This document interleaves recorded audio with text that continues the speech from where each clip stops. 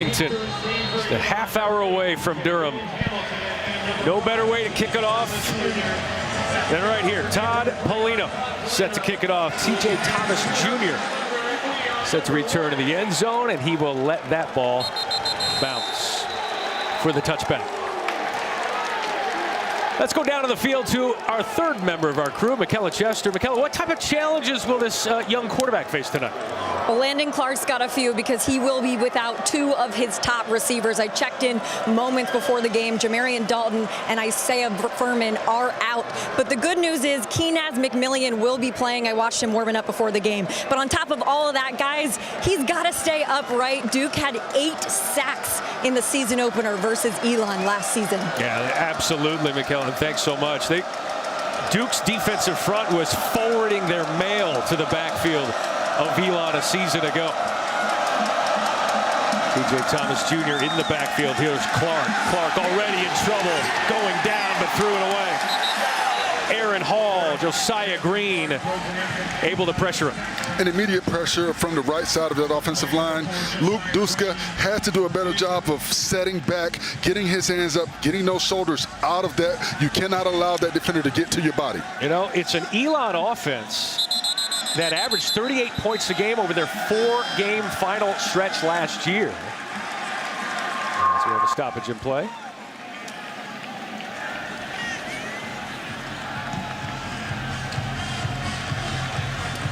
Perhaps an early season review here, 4 seconds in. No better way to stop the momentum of a college football game.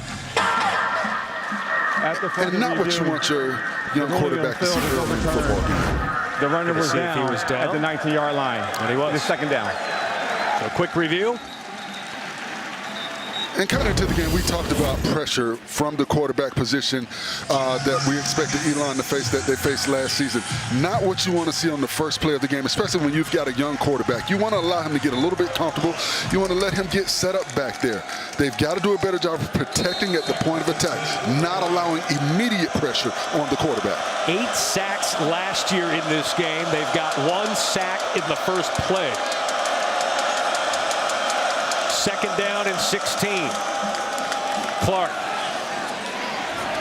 fighting his way across the 20, and not much more there. That defensive front for us, Connolly, is one that's going to have to be reckoned with, especially come ACC play as we look at Coach Trisciani. 6 or more wins in 4 straight seasons. 4 straight years of 500 or better. That hasn't been done since the Pete Lembo days, about 15 years ago. He's really built this program. Certainly a building block program, and that one is stopped. That's TJ Thomas Jr. Chandler Rivers, who's on every preseason watch list with the TFL, loss of 3. And you see what Elon is doing. They've got slide protection. They're trying to do some misdirection, but the speed of the Duke defender, Chandler Rivers, to react and change directions and get across the back of the formation to make that tackle behind the line of scrimmage. That is what the difficulty is in facing this Duke defense. When you do the misdirection, they have speed from the backside that can run plays down. Well, one of the best players for Elon is their punter, Jeff York, preseason all-conference, 3rd in all of college football in punting average last season. By Sean Brown. Not much room to go. Maybe a gain of 2, a return of 2 after the punt of 44 yards from Jeff York. And now, the debut of Darian Mensah, one of the high-profile transfers in the offseason, voted team captain and hasn't played it down yet. And that shows you the leadership of this young man. They said he has an aura about him, and he brings that into the room, the meeting rooms, and they said the receivers trust him, the offensive line trust him. So it's time for him now to introduce himself to the Duke fan base. Led the American Athletic Conference in yards per attempt. Completion percentage was terrific for Tulane. Mensah showing that mobility, throws it across the midfield. Cooper Barkate. Cooper Barkate, who was was a FCS All-American at Harvard.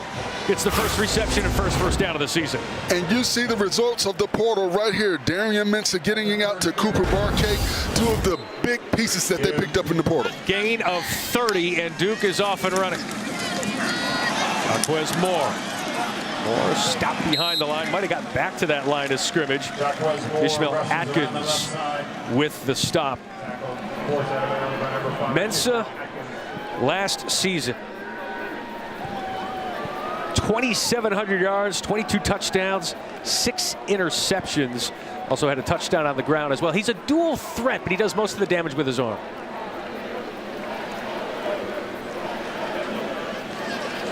Marquez Moore in the backfield. Mensah pulls it from the belly, throws it to his tight end. That's Jeremiah Hasley.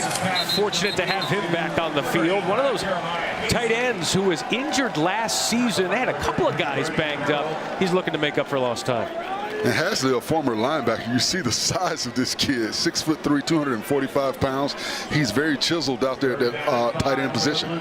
See Manny Diaz, 9 wins, tied for the most by Duke first-year head coach, one of only 3 to coach Duke to a bowl game in his first season.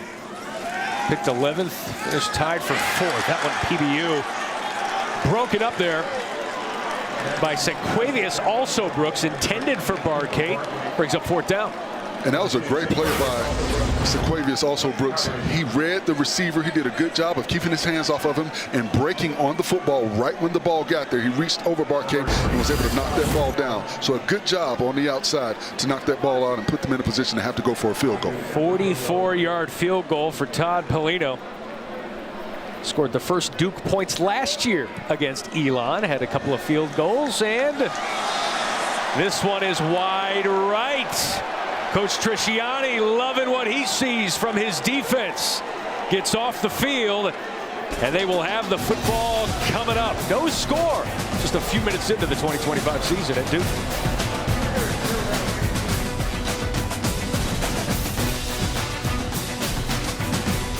Duke opened up against Elon. Malik Murphy threw a pair of short touchdown passes. The story, though, the Duke defense, 8 sacks, 16 tackles for loss, held Elon to just 140 total yards and 3 points. But Forrest, it was a game at halftime, and Elon trying to do the same here. Well, the thing for Elon, they've got to be efficient on 1st and 2nd down. For your young quarterback, you want to put him in 3rd and manageable. They did not do that the first series when they gave up the sack on the first play.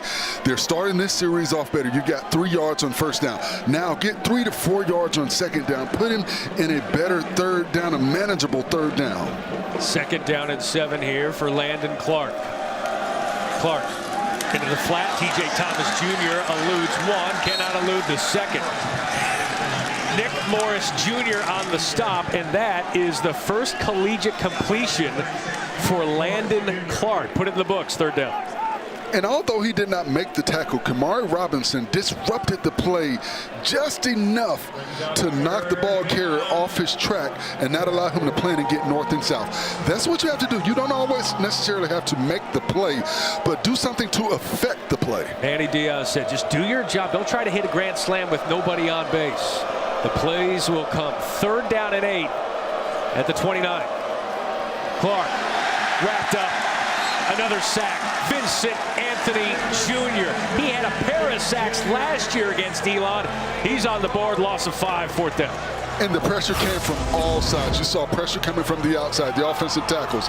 They have to be stout at the point of attack. You saw a tackle land twist. The guards, they have to stay upright. You cannot give up too much ground. You have to give the quarterback a pocket to step up into. The guards give the depth, the tackles give the width.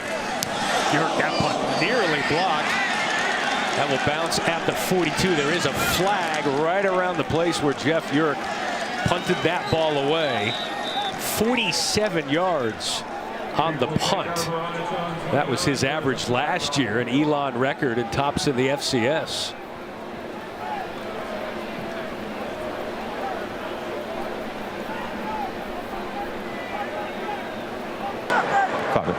Run into the kicker. Defense. 5-yard penalty. 4th down. Coach Trisciani electing to re-kick. Let's watch again. And a good job by the punter. I don't know. That looks like a roughing the kicker because he hit the plant foot. Yeah, they are not going to re-kick that. But usually when you hit the plant foot, they call that roughing the kicker. They got away with one right there. Leon Griffin III was the one running in there. He's getting an up-close look at what he did there. But they did decline the penalty, and now Darian Mensah will get a second shot. You saw that long completion, Cooper Barkay. Then the draw kind of stymied, stopped, and missed the field goal. We'll see what they can do here in drive number 2.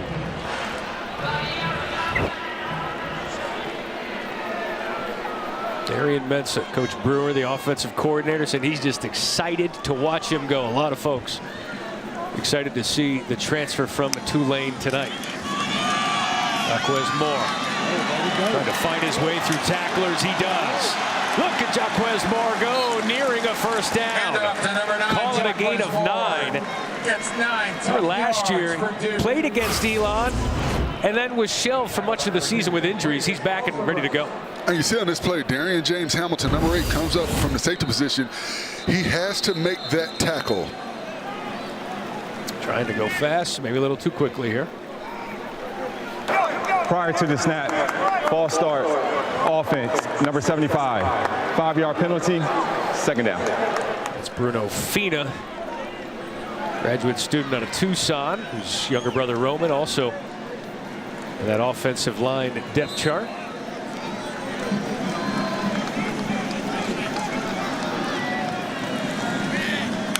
Second down at 6. Mensah to the far sideline and in and out of the hands of Barkay. Coach Manny Diaz telling us the analytics say he's great on contested catches. Well, that was not contested. Should have caught that one. And Barkay, you've got to help your quarterback out on that play. Your quarterback sprinting outside of the pocket. You've got to squeeze that football. You cannot try and make a play without the football. He was trying to, it looked like he was trying to make sure he was not going to be out of bounds, but you've got to squeeze that football and get possession of it. 3rd down and 6 for Duke. As his man, that's Samir Higgins, and he stopped shy of the first down. Gain of 2 on the play. Needed 6. And the punting unit will come back on. Bryson Scott with the stop.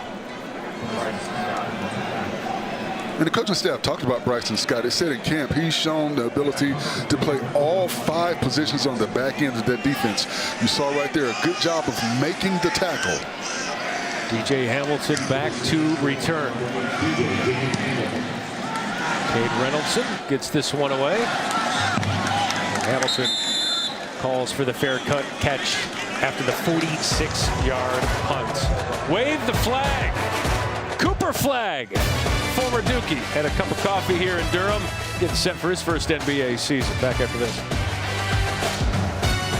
Now, with not knowing and not playing in the game and the speed of the game, rules changes, special teams, there's just so much that has to happen and that you go through in that first game of the season. Landon Clark showing some of his mobility, nearing a first down. Call it 9 for Landon Clark. They've had mobility at the quarterback spot before at Elon, but maybe not like this for us. Well, what I like about Landon Clark, he runs fearlessly between the tackles, and he's got a convoy in front of him. And that's what you want to see from Elon. Get in front of your running quarterback. Give him a lane to run. Give him some positive yards. Give him something positive. And now you've put him in very manageable second down, 2nd and 1. 4 receivers set here for Clark. Pulls it from the belly, and Clark is off and running across the 40. First down. Gain of 14 for the redshirt freshman, Jaden Francois. The transfer is able to take him down. And you see the speed of the Duke defense, the aggression. They're going with the ball fake. Landon Clark does a good job at the mesh point of pulling that ball out. He reads the defenders coming downhill. He sees the lane. He gets up in that alley. Their first down of the night for the Elon Phoenix. And Frederick in the backfield. Clark Pass misfires there to Zymir Winston in the flat. It's going to be interesting tonight for us without a couple of his key receivers. Mentioned off the top, you heard McKella, Jamarian Dalton with that foot injury. We know Keenaz McMillian is playing. Isaiah Furman was doubtful tonight, not likely to go. Well, that gives other guys an opportunity, but you've got to step up to the plate if you're one of those other guys and help your young quarterback. But the offensive line also has to do a better job of giving him time to go through his progressions and find somewhere to go with the football. Dalton with 31 receptions last year. Don't want to see that on crutches as you see a loss of 2. That's Aaron Hall in the backfield. Tackling Dan Frederick brings up third there. And right now, the offensive line, they're just not firing out and getting good fits. And when I say good fits, I mean getting good hand placement in between the shoulder pads of the defenders, getting your feet and rolling your hips up under you to duck walk those guys out of the pocket. They've got to do a better job. The first to make contact is usually the first that wins. Offensive line that lost 145 career starts from last year, only 19 return, and it shows. Trey Freeman finding the backfield, another sack. Jaden Francois coupling on the coverage in the backfield, loss of 3. And that's youth right there. The quarterback has to be able to read that. But the offensive linemen have got to do a better job of looking at and seeing where the pressure is coming from. On that particular play, you had 3 offensive linemen blocking 1 defender.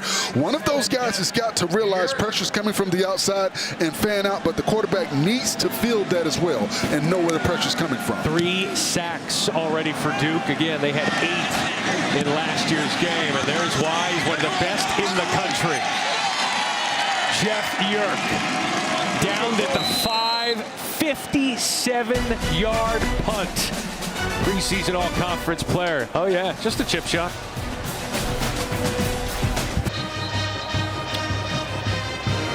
Matching alongside Forrest Connolly as he coached Trisciani in his 7th season. Did a great job of building this as a foundational developmental program there at Elon. And Elon joined the Coastal Athletic Conference in 2014 after 11 seasons in the Southern Conference, just about 30 miles away here from Durham. One of the things he talked to us about is keeping talent. He knows when his talent is good, it's very likely he's going to lose them to a Power 4 program. So they focused on developing high school talent and recruiting well. Mensah looking downfield, finds his man. That's Samir Higgins, his 2nd catch of the night. And that is good enough for a first down. And one of the things that Mensah excelled in is looking down the field when he sprints outside the pocket. He did a good job of that last year at Tulane, and you see his ability to get the ball down the field when he gets outside the pocket. And so misfire there, intended for Quayshawn Brown. And when you run that fast-paced offense, sometimes quarterbacks get out of rhythm. You see right there he didn't set his feet. And I think when you run that fast-paced, you've also, as a quarterback, got to realize, okay, we're fast-paced to get the snap. But at that point, slow down a little bit. Allow the play to develop. Mensah says reading defenses is his superpower. How about a little bubble there? Nowhere to go. Quayshawn Brown stopped right at the line of scrimmage. Brody Carroll, who's there, the former Division II standout. And it's a game of chess right now. Mensah, he does a good job of reading defenses with his pre-snap reads, but you see Elon is giving him several different looks. They're doing a good job of breaking to the football, not allowing themselves to be blocked. You see on that play a good job by Powell getting up the field, not allowing the blocker to get to him to make that tackle. 3rd down and 10. Casey Vance's defense has come to play tonight in Durham.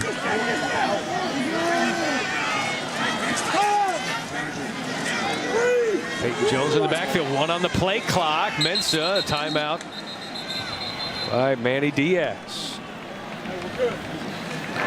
30-second charge timeout. Duke, they're first. This game last year was 3-0 going into the half. Elon missed a field goal. Duke had a big play and was able to get the ball down in the red zone and get a touchdown right before the half to go up 10-0. But it could have been 3-3 or 3-0 going into the half last year. So Elon feels capable. And right now, is the more they hang around, the more confidence this young team starts to get. And remember, with a bunch of young players, and Coach Trisciani talked about it, they don't know that they're not supposed to win this football game. They come in feeling confident with a lot of energy. Todd Polino has missed a field goal tonight. It was 44 yards. You look at last year's, again, it was 10-0 at the half, 3-0 with about a few minutes to go before the half.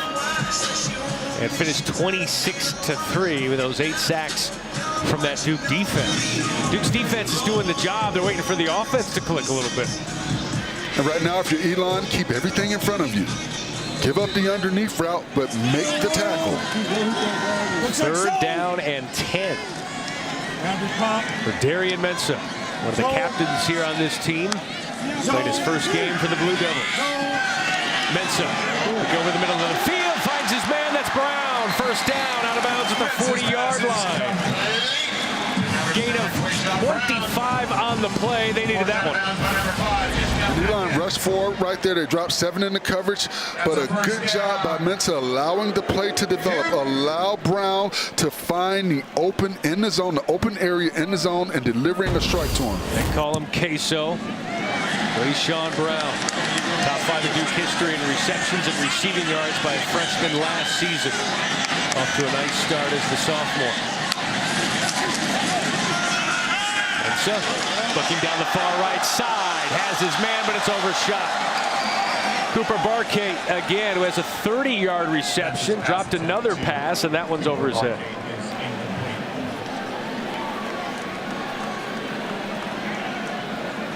Mensah does like to throw it deep. Last season, look at the yards per attempt, 3rd national. And he had what he wanted on that play. No safety help over the top. You just got to put a little bit more air under the football and allow Barkate to run under it.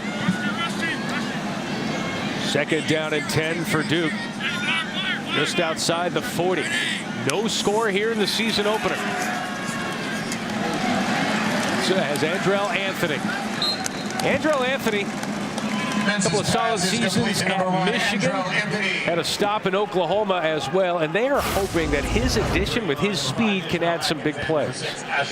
And you see Elon trying to generate pressure with tackle and twist. They're doing some stunting, but they're still not able to get pressure. And I think we'd be remiss if we didn't talk about those 4 returning offensive linemen for Duke. There's a lot of trust there, and they do a good job of switching off and knocking each other off and protecting the quarterback in pass pro. 3rd down and 2, they pick up the 1st down. Anderson Castle, grad transfer from App State, gets the carry, gain of 4, move the chains, and the O-line getting the push. You see that veteran offensive line firing off with flatbacks. That's what you want to see. You want to see those guys getting pushed.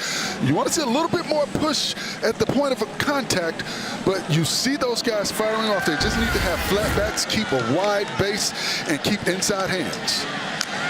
4 of their 5 starting 5 from last year are back this year. Pass over to the right side. That's Moore. Jesse Powell, the 2nd with the stop. Gain of 8 for Jaden Moore. The redshirt freshman did not play last year. It's his first collegiate reception. Mensah. Pass over to the far side. They've got his man. He's crossed the 30-yard line. That's Jaden Moore again. Liked it so much the first time, they went back to the well. Gain of 15. Back-to-back catches for the redshirt freshman.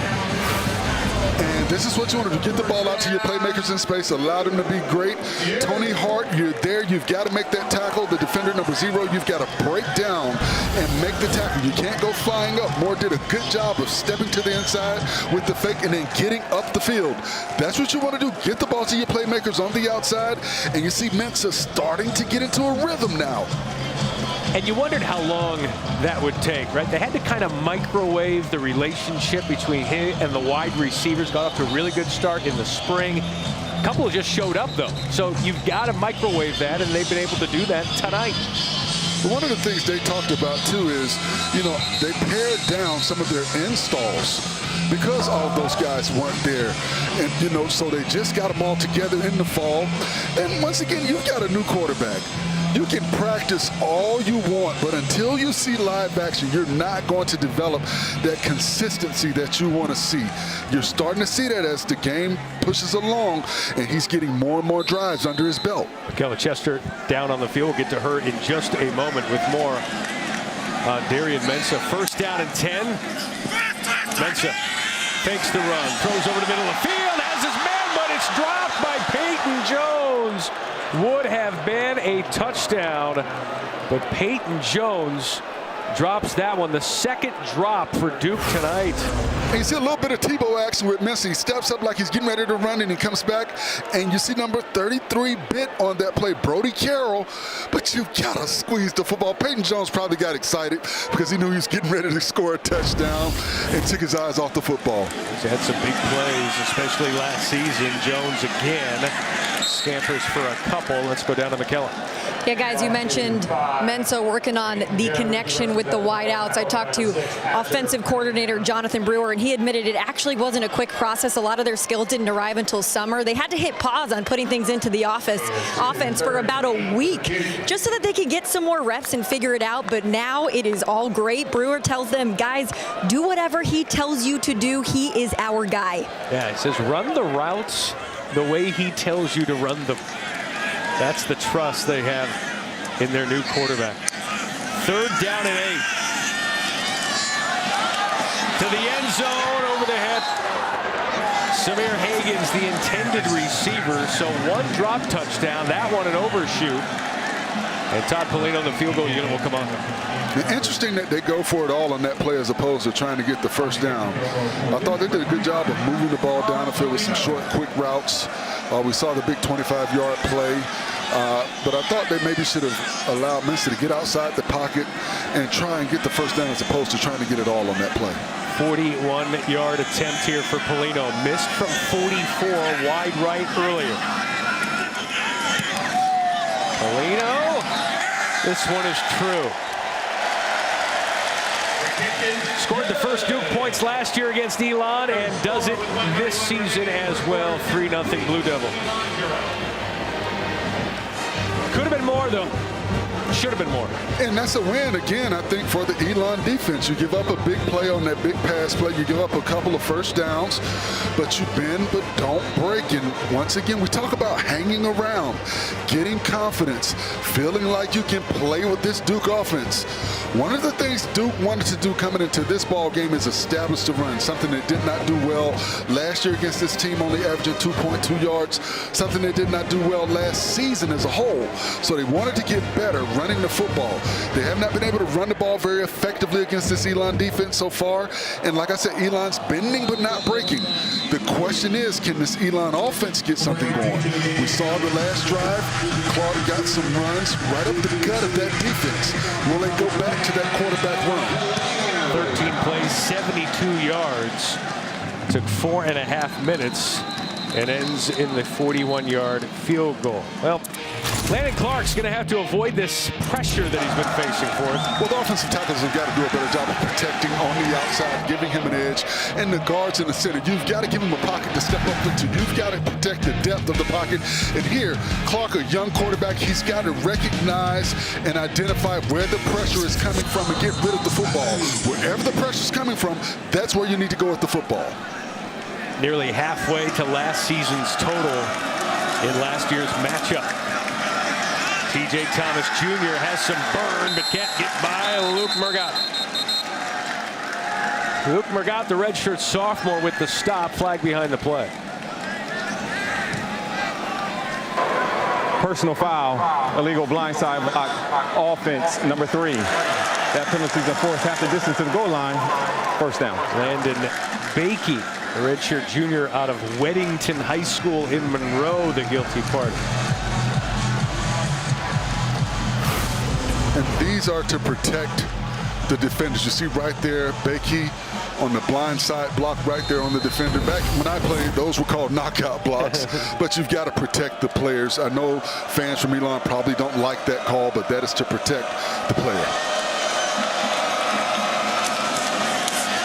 Another flag on the play as Clark tackled behind the line. Kendall Johnson, the first man in, the redshirt sophomore from Maryland.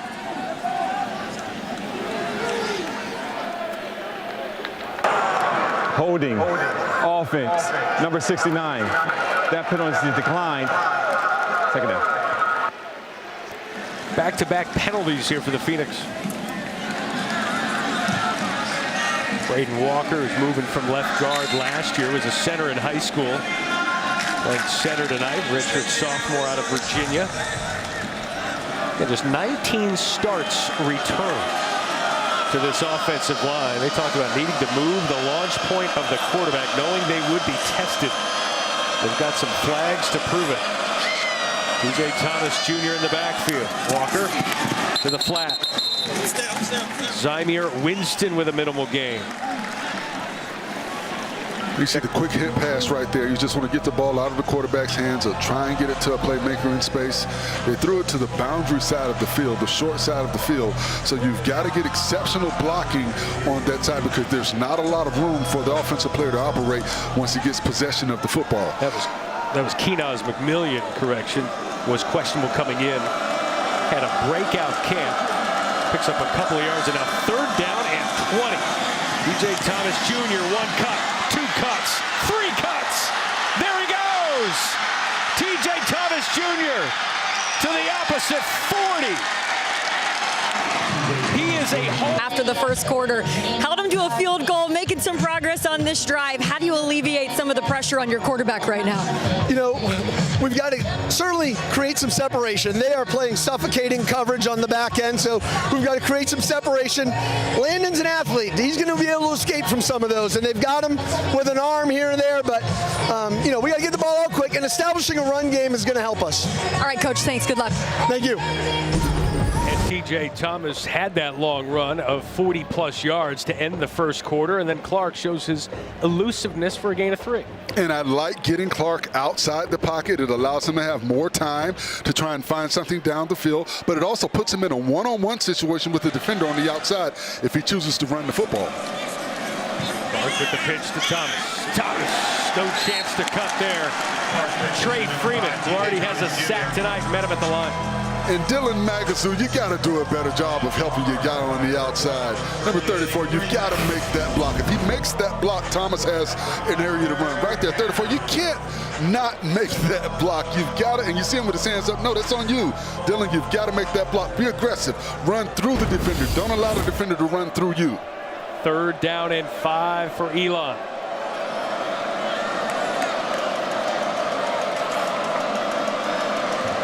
Elon looking for some offensive efficiency. 3rd and 5. Flips it out to Thomas. Thomas going to pick up the first down. Clark's pass to Gain of 7. Needed 5, and Trey Freeman missed what could have been the first down saving tackle. And a good job by the offensive line, giving Landon Clark the time that he needed to find his receiver Thomas on the outside.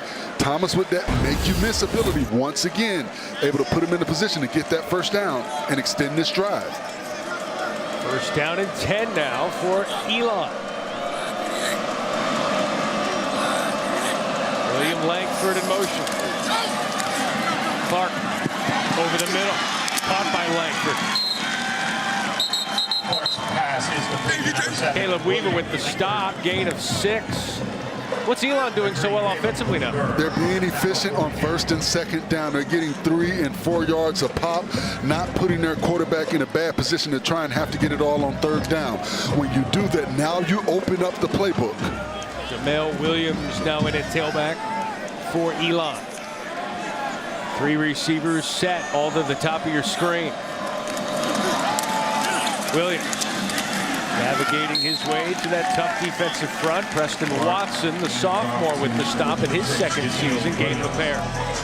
And now you're seeing this Elon offensive line getting pushed at the point of attack. And that is because they've been able to get positive yards. And now you put the Duke defense on its heels a little bit. You've got those guys thinking a little bit more so than just being uber aggressive and getting up the field. 9th play of the drive, a drive that started at their own 25-yard line. Williams again in the backfield. Clark to the 15 and a first down. Jaden Francois finally stopped him, not before a gain of 6. Clark really slithered his way through that. And I'm impressed with what Clark did on that play. They brought 9 up on the line of scrimmage. Clark took his time. He looked and saw where the pressure was coming from. He saw where he would have a lane and understood handing the ball off would have not been successful. He kept it on his own, found a crease, and got the first down. Thomas now back in. He's in the slot. First down and 10. Now Thomas to the left of Landon Clark. Thomas has it. He's quick. He's elusive. He's inside the 10. Aaron Hall, one of the captains, made the tackle after a gain of 5. And you talked about it, Matt. 10th play of the drive. Now you're starting to see some of that attrition, some of that, conditioning come into play. When you've got an aggressive defense that's getting up the field constantly, now you've got them moving sideline to sideline, using your speed to get to the outside. E.J. Thomas Jr., who got injured on the first play of the game against Hampton last year. Missed the rest of the season. Now he's back and stymied there by Trey Freeman. First time in a while we've seen Thomas go backwards. And Dylan Magazoo, I don't want to pick on you, but you've got to make that block again. 34, you've got to do a better job of making the block on the outside. For the second time, you've got an opportunity to make a key block for your back to get to the edge. If he makes that block, Thomas is able to plant that foot and get north and south. Thomas, you saw him on a knee there on the sidelines. He's out. Jamel Williams is in. And a timeout. Tony Trisciani wants a timeout here on this big 3rd down and 8. Timeout. Elon. Looking to tie it up or more here at the home of the Duke Blue Devils.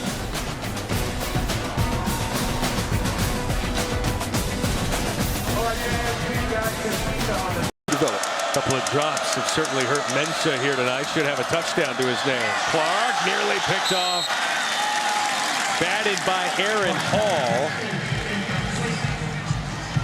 And they'll bring on the field goal unit. That was a dangerous play right there. Throwing in the coverage. There was a lot of coverage on that side of the field. You've got 3 receivers. You saw where he wanted to go with the football, but it was tipped at the line of scrimmage.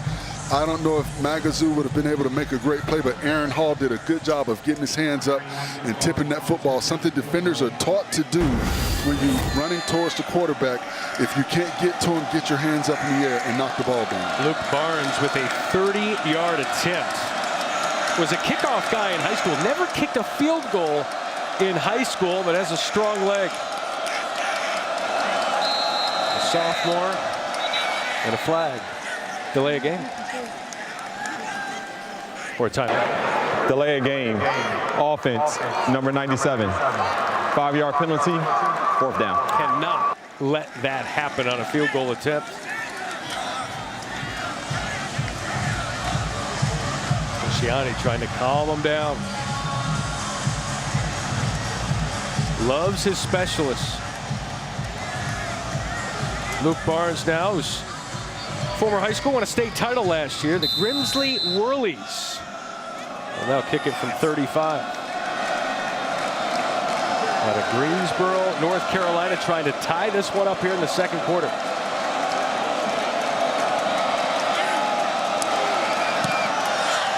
And he does.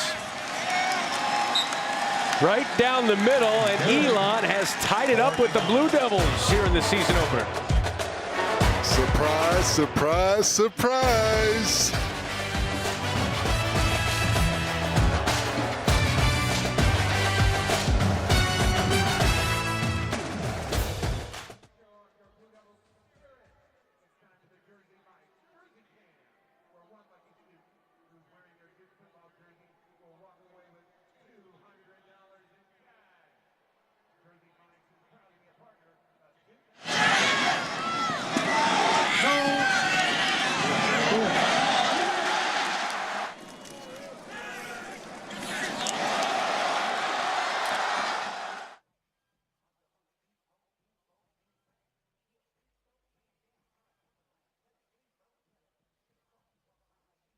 seen for us, Connolly? Well, he does a good job of keeping his eyes down the field. I thought when they sprinted him outside the pocket is where he's been most successful, getting the ball to his playmakers. You see right here again, putting the ball right on his receiver. Then he does a good job of sitting and allowing his receiver to find an open spot in the zone and delivering a strike. And here, the quick hitter to the outside, give your ball to your playmaker in space and allow him to be great. They've got to continue to put Mensah in a position to be comfortable as he continues to develop that coordination with his receivers. Tied at 3. Let's go on the field with McKellen. Yeah, guys, I was watching the bench during that Elon drive. The majority of the offense did not look rattled. They just sat there watching Elon do its thing, but it was Mensah on the edge of the bench, just on the iPad, looking over the plays from the game. It made me think of what offensive coordinator Jonathan Brewer told us just a couple nights ago. Mensah took it upon himself to come to the empty stadium and go through every single play call, guys. Yeah, he had an assistant there, young assistant coach, helping him out, going through reads, going through audibles and calls, basically the whole script. And it's got to be some nerves for Mensah, too. This is his first game here at the program. He's the biggest, portal guy, portal signee for Duke. There's been a lot said about him coming here and a lot of expectations. Nate Shepard in the flat, big gain. Nate Shepard out of Louisiana, gain of 20 for the first down. And a good job. Once again, you get Mensah outside of the pocket, getting the ball to a playmaker, and you see Shepard able to make plays in the open field. That's how you help your quarterback. Get him easy passes, get positive plays. The true freshman Nate Shepard with his first collegiate catch. First down and 10 at the 45. Mensah, plenty of time. Has his man out of the near side, Samir Hagans, his third catch of the night. Mensah's pass is complete to number 2, Samir Hagans. Tackled by Gain number 6, of Asher Cunningham. 21 here. Look at the vision and the pocket presence. Well, Mensah has all the time to where you see that offensive line doing a good job protecting, giving Mensah all the time he needed to look down the field and go through his progressions. Nate Shepard again, the true freshman, picks up a few. And off to number 20, Nate Shepard. Call it 2. Kamari Brown, who had an outstanding freshman season a year ago as a freshman All-American, makes the stop for Elon. And this continues to be the big concern for this Duke offense, establishing a running attack. In order for them to be successful this season, they've got to do a better job of establishing the run. Jaquez Moore now in the backfield. Second down and 8. Moore, nice cutback, gets a block, gets another block. He's got some room, he's got green, he's got touchdown.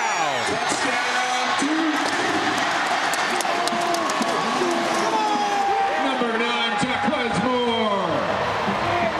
Scampers in either end zone. For the second straight year, Jaquez Moore has the first touchdown of the season for Duke against Elon. And you see the outside zone, but you see Moore's ability to cut it back across the field. And a good job by Barkay getting in the way of the last defender to be able to try and get hands on him on the outside. And you saw the speed by Moore. Once he got into the open field, nobody was going to catch him. 4 plays, 75 yards, a minute 49. Point after from Polino is good.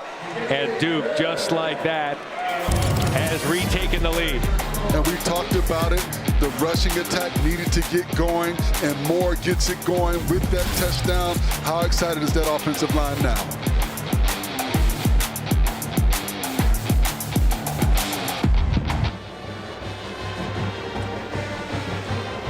Jaquez Moore, his 13th career rushing touchdown, and he does it in back-to-back season openers. And why did they get the offense going? They finally did, Forrest.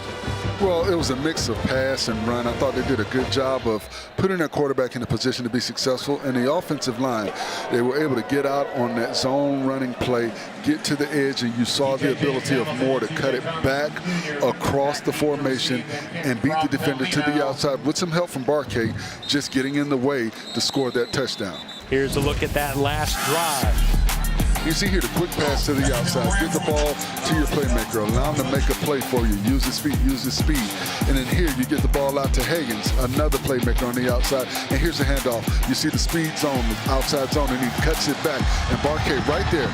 Just get enough of your body in front of the defender where he cannot make a play on your teammate so he can get to the end zone for the touchdown. Jacquez Moore with the touchdown. Again, had multiple injuries last season. Thought last year would be his last year. And then it wasn't. And he had to watch his team have success without him. Now he's back and off to a great start. Landon Clark with a handoff. It's Camille Williams. Head of steam to the 40 near midfield. Tackled out of bounds. Just at the last minute after a gain of 28. Kobe Smith with the stop. And a good job by the offensive line getting a hat on the hat and missed tackles by Duke. You had 2 missed tackles right at the point of attack where he's able to plant that foot and get north and south. A slippery run by Jamil Williams to get up the field and get positive yards. Just what Elon needed. That's what we see in those season openers, those missed tackles. 7.5 to go, midway through this second quarter. Clark, design run. Stopped by Jaden Francois, gain of 3. And I like that play. We're being efficient once again on 1st and 2nd down. Positive yards. You don't have to get it all, but get positive yards. Make that defense once again. Think about Landon Clark and that quarterback sneak. Landon Clark showing his mobility. Doug Martin, the offensive coordinator, was just hired in December, says he is going to have to make plays with his legs, and that's where he's done most of his damage. Clark up top has his man caught. Zymir Winston inside the 15. And what I love about that play is the trust. Before Winston broke, the ball is in the air. When he looks up, the ball is right there on him. A good job of adjusting. And you saw what Clark did. He threw the football before Winston broke, which did not allow the safety to get over the top. Great play by Clark and Zymir Winston. Gain of 29 on the play. First down and 10. Clark, little option. Near the 10-yard line. Preston Watson on the stop. Gain of 4. Another positive down there for Elon. What are they doing so effectively? They're making good decisions. They're calling plays that are going to result in positive yardage. They're not trying to get it all, but they're making Duke think now, and they're using Duke's speed against them. Clark, 5 of 7. His first 5 collegiate pass completions, but 11 carries for 30 yards. Following the blueprint of success for the Phoenix. Another design run. And you know what, Matt? That 11 carries for 30 yards is deceptive because he's got more yards, but because of the sacks, it doesn't look like a lot. So that's not as positive as it really has been with him rushing the football. 3rd down now for Elon. Now, Doug Martin, the offensive coordinator, told us before the game how fast he settles down will dictate how he's going to play. Well, he settled down very quickly. He was under duress from the jump, but they have navigated that. Those design runs have helped. 3rd and 4. Clark has some room to run. Clark inside the 5, 1st and goal. And what I like about that play, Clark waited. He waited. He didn't see anything open. He wanted to go down the field with the football, but he did not try and force it anywhere. Once all the pressure got up the field, he was able to know where the sticks were. You saw him looking to make sure he got past the sticks to get the first down. And when you're an offensive lineman or a receiver or a running back and you see your quarterback give his body up like that, that kind of energizes you to do more as well. You see Clark right now going to the sideline. They're buckling up his helmet a little bit. He's trying to probably shake some of the cobwebs off. But as an offensive player, I'm going to get fired up when my quarterback steps up in the pocket like that and runs the football and gives it up for the team. Landon Clark had 4 rushes last season. And he is taking the team on his shoulders. Watch this hit. Oof. And, you know, you've got to look, that could be considered targeting. He got hit in the helmet to helmet on that play. It's interesting if they look at Kendall Johnson, number 42.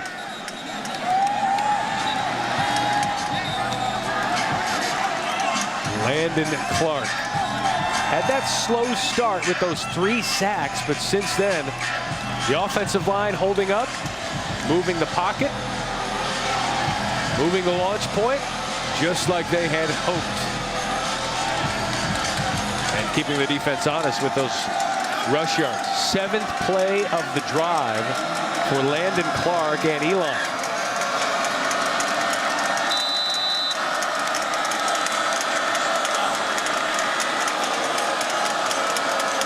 Jamel Williams in the backfield. Williams with the carry, trying to find the edge. Bounces off a tackler. Stopped by Deshaun Stone. Jaden Francois hit on the stop as well. 2nd and goal. Gain of 2. You see what Elon's trying to do there, trying to get to the edges. They feel like they have more of an advantage if they're able to get to the outside because of the up-the-field pressure that they're seeing from these Duke defenders. Because these defensive ends are pinning their ears back and coming up towards the field, they're trying to get to the edge. They've just got to beat those safeties in one-on-one on the edge. Less than 4 minutes to go. 2nd and goal. Walker eludes the tackler, throws it out of bounds. Trey Freeman was in on him. Slide stepped, avoided the sack. 3rd and goal. And I don't know if I like that play, man. I think you go back to the misdirection, use their speed, Duke's speed and aggressiveness against them. You see everyone getting up the field. A good job by Clark to avoid the pass rush and not give up the sack. Trey Freeman was right on top of him. But I think you have a safer bet trying to run the football. If you've been running it effectively getting to this point, why not stick with that run? Forrest, is this 4-down territory? No, I think you got to get points if you don't get the touchdown. How about the touchdown? How about Landon Clark with his first collegiate touchdown? We're a point away from having this one tied up here in Durham. And what's the old saying? If it ain't broke, don't try and fix it. Landon Clark running the football, making good decisions. He's been gashing this defense right down the gut. Basically untouched into the end zone. Because of their success running the football, all the defenders go with the ball fake. He does a good job at the mesh point of reading the defenders, pulling the ball out, and going right up the gut of that defense. 9 plays, 75 yards, 4 minutes, 18 seconds. And a delay of game on the point after try.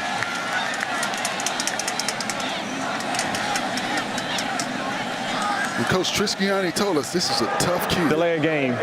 Offense, number 91. 5-yard penalty, attempt for try. Welcome to the wall. We deliver. He certainly has. Landon Clark. They said they couldn't wait to watch him play. I think they undersold him. Yes. Well, he's what you call a gamer. With Barnes the point after, and we are tied in Durham. By the way, that was the first, just the second offensive touchdown for Elon against the FBS in the last couple of seasons. And it was a very special drive. We saw a little bit of everything on that drive. We saw a big run by the running back. We saw some slipperiness. We saw some missed tackles by the Duke defense. You have to wonder, is conditioning starting to play a role? These have been sustained drives on both scoring drives. This drive is 9 plays. I think the last scoring drive was 12 or 13 plays. So you're keeping that defense on the field. And when you've got an uber-aggressive defense and they have to play all of those plays, you've got misdirection going here, going there. You know, you've got those guys on their heels now from the Duke defense. And you're building confidence on this Elon offensive side of the football.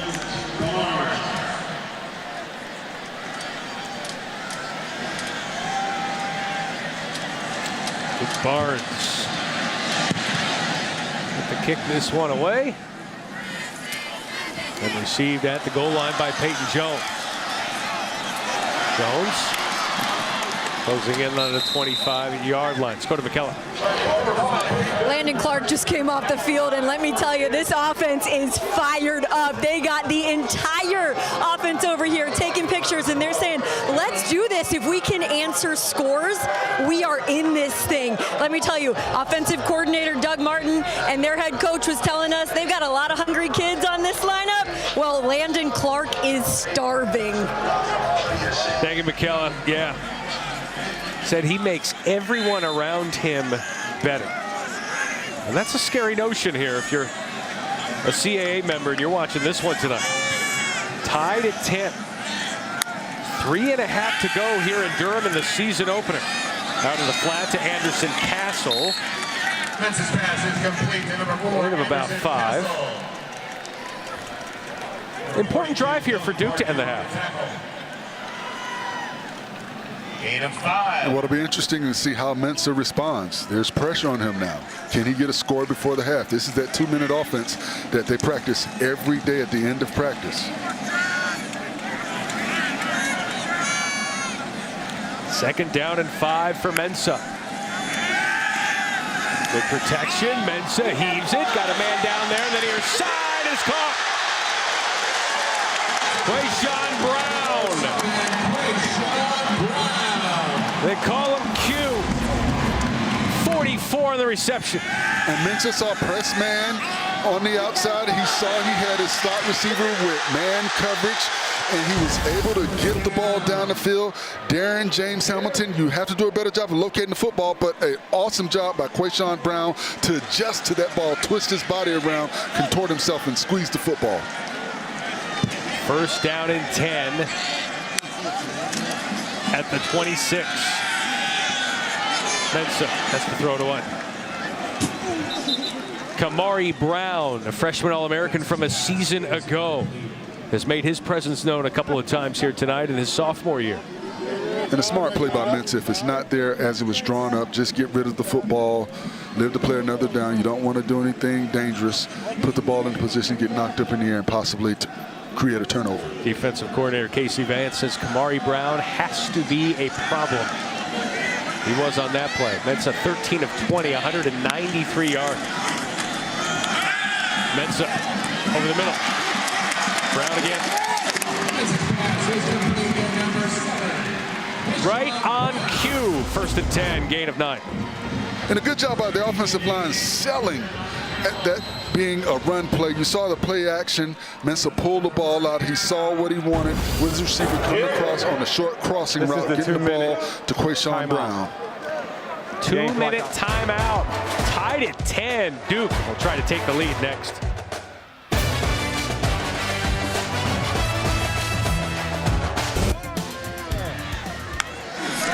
Out of the 2-minute timeout. Ball on the ground. Recovered by Elon.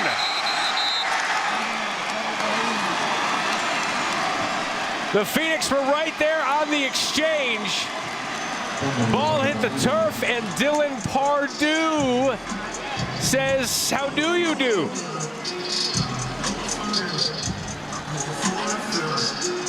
The junior from Clayton, North Carolina with the fumble recovery. An immediate contact. As soon as Moore gets the football, he puts a helmet on the ball, exactly how it's taught. Brody Carroll, a good job of getting hat placement right on that football, knocking the ball out. And you see the Elon defenders diving on that football. Look how fired up this team is right now. And that's pivotal, Matt, because Duke was going to get the ball coming out the second half. So if they allowed Duke to score there, it could have put them up 2 scores. Yeah, at this point, you're Elon. He might not want to get too greedy here. Just get into the locker room tied at 10. Aaron Hall with the stop there. My goodness, Brody Carroll on that hit. You can see more talking to Mensa about what went wrong on that play. But Brody Carroll played at Shepherd University, Division II school in Pennsylvania. Was the conference freshman of the year in the Pennsylvania State Athletic Conference. Had a couple of sacks, and what a hit. Well, you see right there, he goes unblocked and he does a good job of getting his hat and shoulder pad on the football.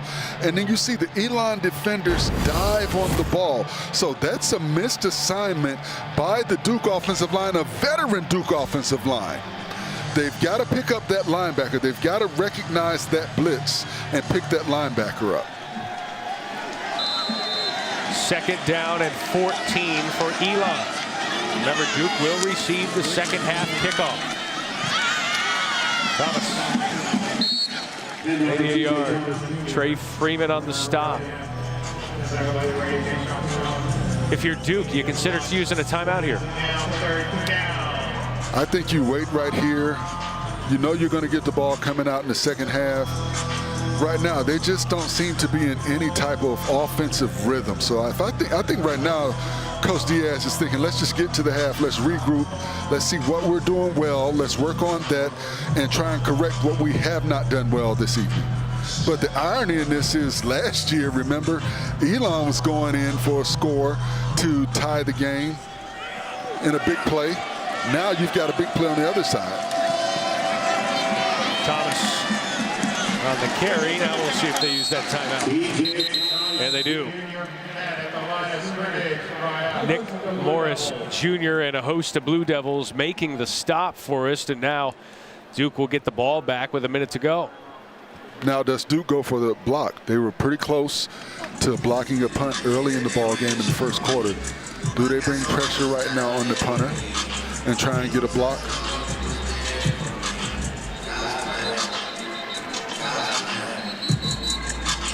Quayshawn Brown is going to be back to return with his toes at the 40-yard line. And remember, this is Jeff Yerk, preseason all-conference punter, 3rd in all of college football in punting average last season.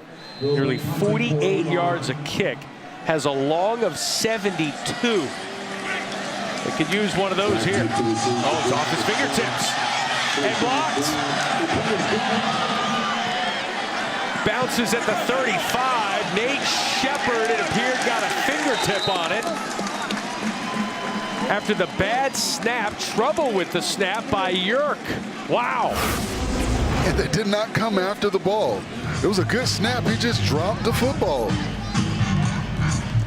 The punt goes 22 yards. Call that the announcer jinx, talking about how he's booted 172. He went 50 shy of that after mishandling the snap. And now, exactly what you did not want to have happen. Elon got the ball with about a minute and a half to go. Minute 40 to go after that turnover. Went backwards. And punted it right back. But you know what, Matt? You have to wonder if his nerves were bad from that earlier almost blocked punt, and he was thinking about that, and that's why he mishandled that football. Quayshawn Brown in motion. Mensa, look out from behind. Dylan Pardue, who had the fumble recovery on the last possession, gets a sack to start this one. Loss of 8. 30 seconds to go. One timeout. Actually, no timeouts for Duke. Here's Mensa. Inbounds. Anderson Castle makes the catch, and they've got to hurry. And that previous sack was good coverage down the field. That was a coverage sack. Mensa had nowhere to go at the football. Gain of 4. Here's Mensa on 3rd and 15. 8 seconds to go. Mensa inbounds, and that'll do it for the half. Mensa's pass is complete to number 7, Quayshawn Brown on the reception and a very disjointed finish to the first half of play. Let's go out there and play the game we know. Well, let's see if they can do just that. They will receive the second half kickoff. Mentioned Elon. You saw those Duke rushing numbers, Forrest. Duke was held to 59 yards rushing last year against these Phoenix. Well, you think about this, Matt. They've got 34 total rushing yards. 32 of them came on that touchdown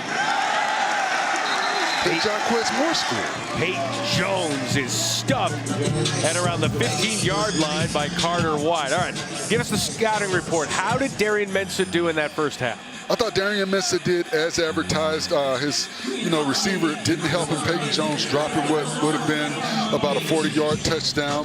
But I think you've got to take some pressure off of Mensah. You've got to get the run game established. But he's done exactly what I thought he would be able to do. He's continuing to develop that cohesiveness with his receivers, and that'll come the more they play with each other against live action. Manny Diaz says he's got that humble confidence, a demeanor where you just want the ball in his hands. Well, he's got it here to start the second half. And off, nice move by Moore, but tripped up. Gathered there by Dylan Pardue, who had the ankle for a gain of 1.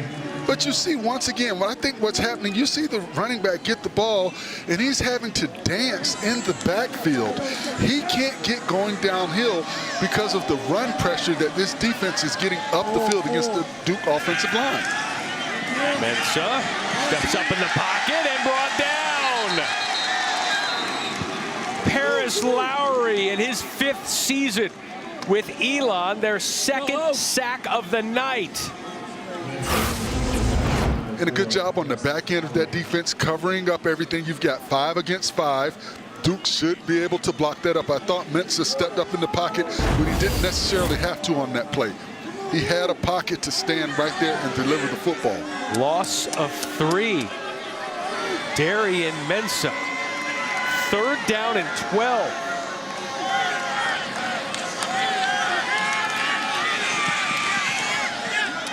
Mensah has his man. That's Barkay. Cooper Barkay.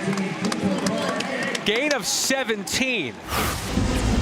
And you see what they did right there. Elon went to a cover zone right there. They only rushed through. They dropped 8 back into coverage. They wanted to keep everything in front of them, but you've got to make the tackle.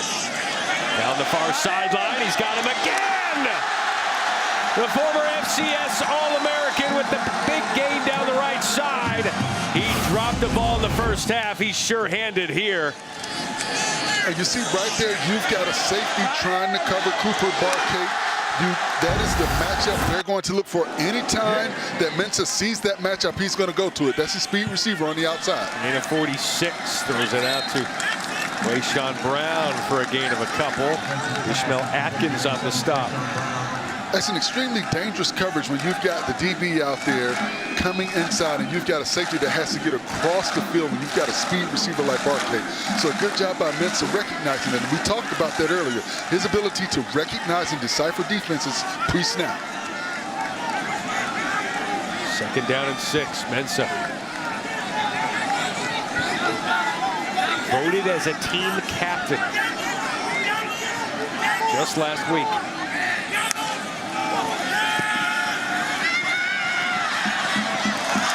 Mensah to Barkay. Barkay with a few receptions here on this drive. And it'll be 1st down and goal for the Duke Blue Devils, gain of 10.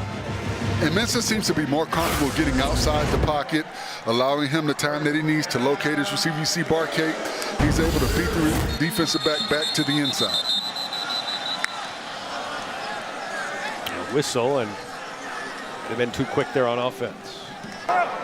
False start, offense, 5-yard penalty, 1st down.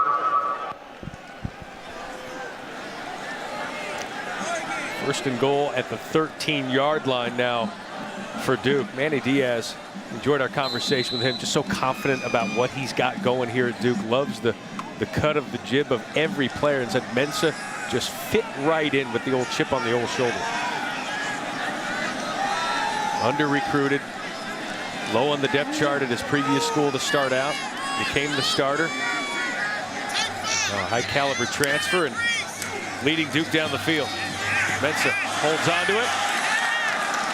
Taken down. Kamari Brown, the first man in, last year's freshman All-American. And there's some indecisiveness on that play. You watch the mesh point with Anderson Castle right here. Mensah decided late to pull the ball out. Too much pressure. He's trying to read what the defense is doing. They did a good job of making him think on that play. Loss of 2 for Duke. 2nd down and goal. This Elon defense has risen to the occasion. Mensah throws it up, end zone, touchdown! Samir Higgins, and Mensah with his first touchdown pass as a Blue Devil.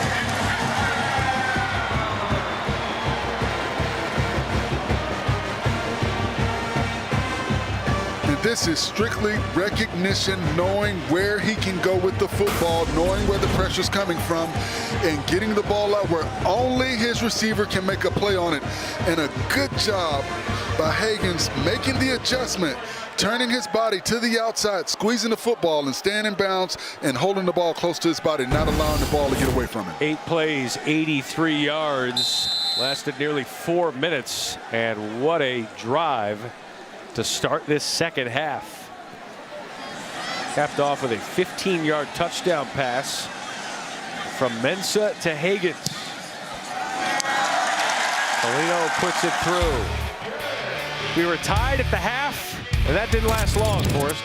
And Mensah did a good job of putting that ball out there, and Higgins did a better job of adjusting to it, squeezing it, getting it to his body. Half with Elon, and Darian Mensah hit Samir Higgins to cap an 8-play, 83-yard, 4-minute drive. And it was a huge play on that drive. 3rd down and extremely long, and they were able to convert. DJ Thomas going to return. Head of steam. Boy, he can cut. Boy, he can run. Crossing the 40 near midfield. 45-yard return. Todd Polino, the kicker, was able to push him out of bounds. But what a drive by Mensah. And this is the Cooper Barcade drive, but I thought this was the biggest play of the drive. 3rd and 20. He got it with 18 yards, was able to get to the inside, and Barcade again getting beyond the safety who tried to come over and cover him, and Barcade again finding an open space, being there for his quarterback. And then at the end of the drive, of course, Higgins making the adjustment. Mensah understanding where to go with the football, knowing where the pressure was coming from and where he had man coverage on the outside. Mensah more than 300 yards passing tonight. There's that defensive front as TJ Thomas bottled up. Aaron Hall was in on the stop, loss of 1. 21-28, 308 yards and a touchdown for Mensah. Landon Clark in the first half really got it done on the ground, out rushing Duke by himself. The mobility at the quarterback spot for Elon. Last couple of seasons, Matthew Downing was a mobile quarterback, but nothing like Landon Clark, who's a redshirt freshman, had not had a completed pass until tonight. First pass is complete. TJ Thomas stopped behind the line. Chandler Rivers, the all-everything cornerback, with the loss of 4. And the way you slow down an aggressive pass rush is you cut all of the defensive linemen. You see all of those cut blocks by the offensive lineman for Elon. It may not have taken effect on that play, but they'll start to think about that as the game progresses. So that's how you slow down that pass rush, but a good job by the outside defenders making that tackle. 3rd down and 16 for Elon. Blitz coming. Throws it up. Out of bounds.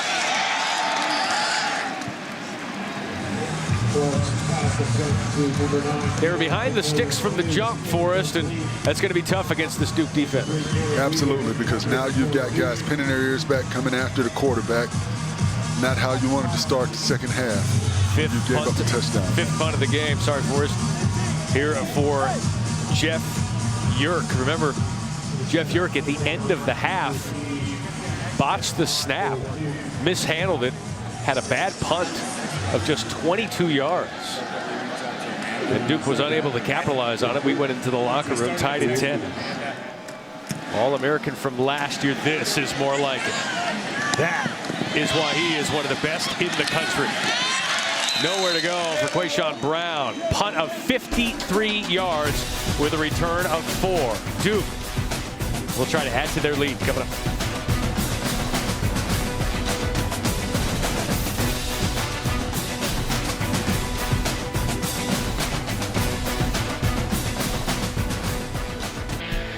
Jump off the cliff. Took the family there last summer. Mensah on 1st and 10. And out of bounds, loss of 1 on the catch by Jaden Moore. His 3rd catch of the night for the redshirt freshman.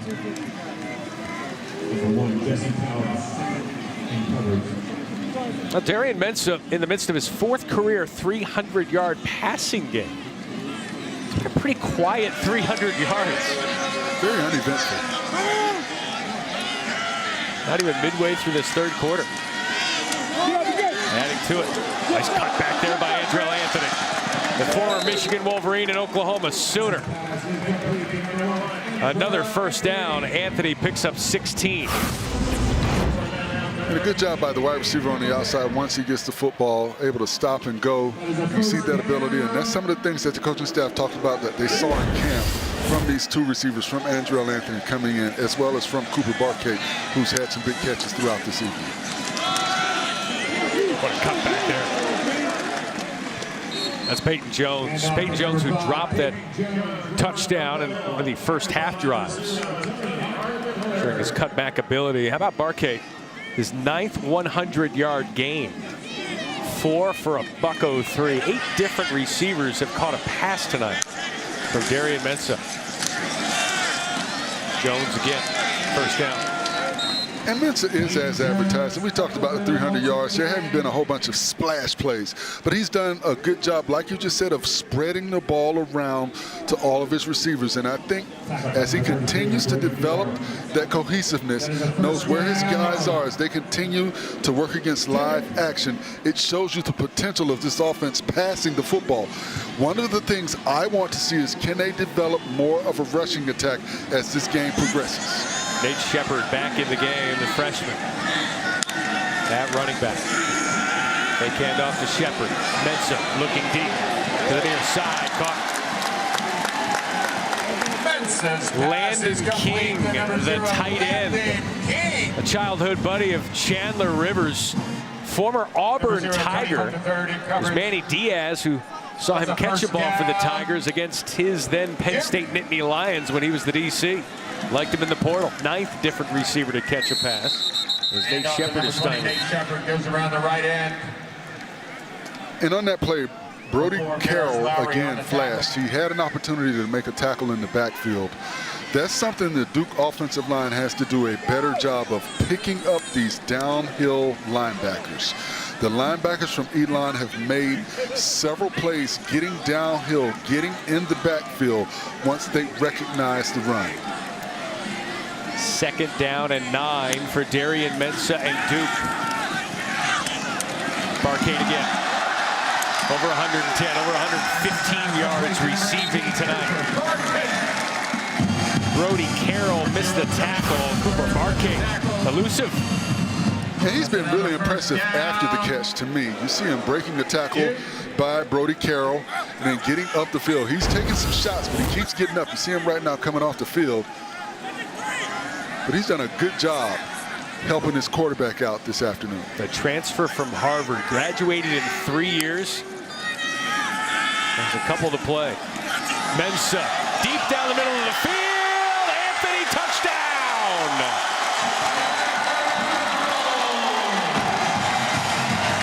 27 yards on the strike. Anthony on his 3rd different team scores the 3rd touchdown of the night for Duke. And you can call this the portal drive. Mensah to Barkay, Mensah to Anthony, Mensah to King. He's gotten the ball down the field to his playmakers. You see right there on the skinny post, to Andrell Anthony for the touchdown. He puts the ball where only Anthony can make a play on it. How about a career-high 383 yards for Darian Mensah on 26 completions? And we're just halfway through the 3rd quarter.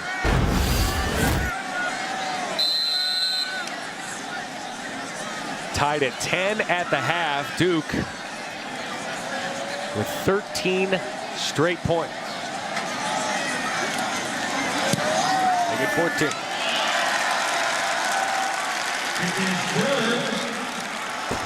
Mensah to Anthony. They wanted some big playability, and they got it, Andrell Anthony. 8 plays, 88 yards, 3.5 minutes, all Duke here in the 3rd. Lead on Elon as Andrell Anthony with the touchdown reception.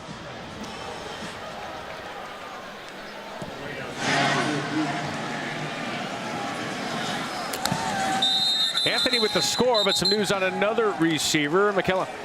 Yeah, guys, Cooper Barkay came off after his catch and looked like he was in a considerable amount of pain. He was grimacing on the bench before showing a little bit of a limp as he went over to the medical tent. I'll keep you posted and keep an eye out down here. Cooper Barkay has been outstanding tonight, more than 100 yards receiving. The transfer from Harvard, yeah, just motioning to the bench there. He's a guy who had Power 4 offers coming out of Mater Dei High School out in California. Said he wanted to go to Harvard, get that Ivy League education. How about that catch and run? Dylan Magazu. Magazu with the catch, the tight end. Forrest, you've had issues with some of his blocking tonight, but how about this catch? I love what Magazu did on this catch. He's able to turn around, get the football, and you see the big fella rumbling down the field. Good job by Magazu to help his quarterback out of a ball that was thrown behind him. But he was able to make the adjustment and squeeze that football and get down the field. Gain of 27, came in as a quarterback from high school, converted to tight end. The current quarterback, Landon Clark, getting some yards with whistles pre-snap. And you mentioned it earlier, Barkay, think about his academic profile. Prior to the snap, false start, offense. All players were not set. 5-yard penalty, first down. He's going to have degrees from Harvard and from Duke. I mean, and he looks like he's got Sunday talent. I mean, so sky's the limit for this guy right now. 7 days a week he could work if he'd like to. Look at Tony Trisciani. 7th season, record of 32-31 as head coach. A 6-6 record last year, winning their last 4 after starting 2-6. Clark stepping up, nice throw. Ooh, a shoestring catch there by Magazu. Back-to-back catches there for the tight end. That's a first down, gain of 15. And watch how he gets down and gets his hand under this football. That is a special catch. My apologies, Magazu. I think it's a catch. He keeps his hands under the football. That is a great adjustment by Magazu. Honorable mention, all conference last year. Motion here on the offensive line. With number 75, Evan Safreed knew it. False start, offense, number 75. 5-yard penalty, first down. So Magazu makes a great catch and then get a false start. He makes another great catch and they get a false start. So they go forward to go backwards. Magazu, those 2 receptions all coming in the last minute and a half of play.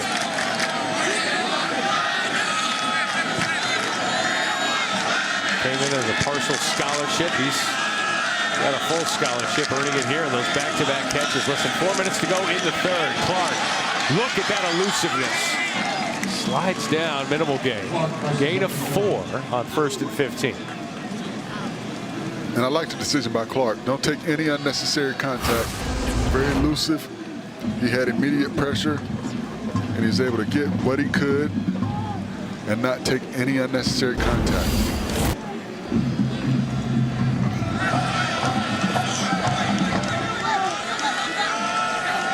Trisciani looking on 2nd down 11. Big possession here for Elon after giving up 2 touchdowns in the opening minutes of this third quarter. Throws behind his intended receiver.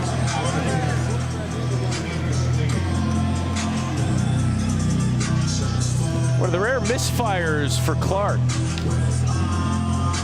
5 for 11 on 3rd down.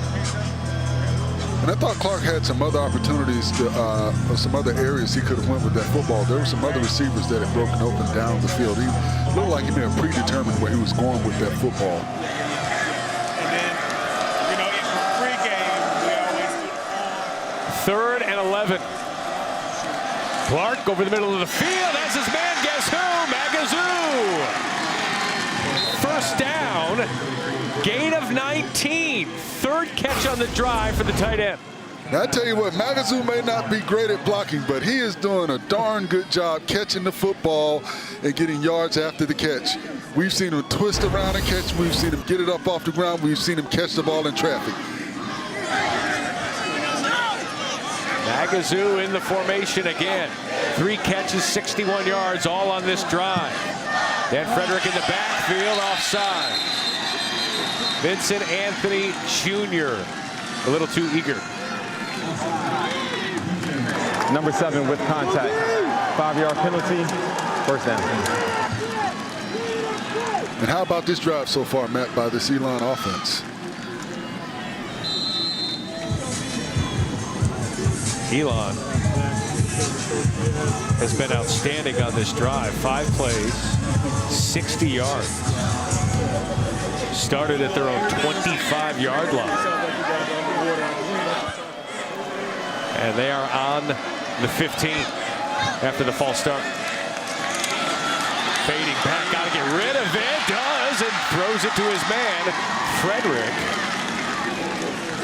Right around the line of scrimmage. Gain of 1. Could have been disastrous. And a good job by Elon picking up the blitz. Look at Magazoo right here. Get to the inside and pick up the blitz. Wesley Williams in on him, one of the team captains.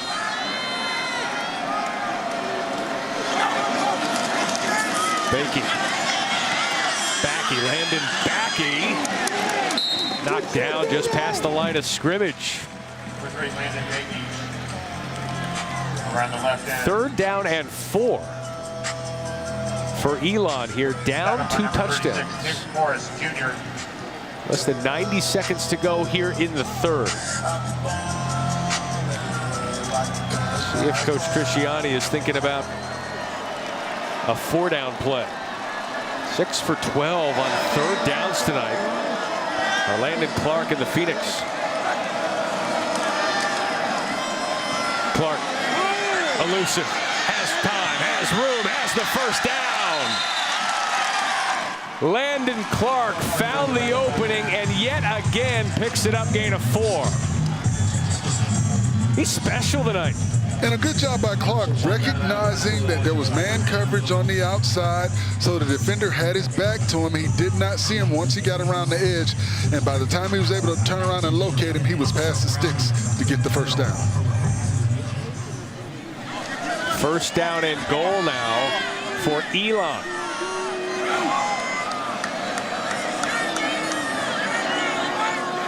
.30 seconds to go here in the 3rd, trying to make it a 1-possession game into the 4th. Clark, late pitch.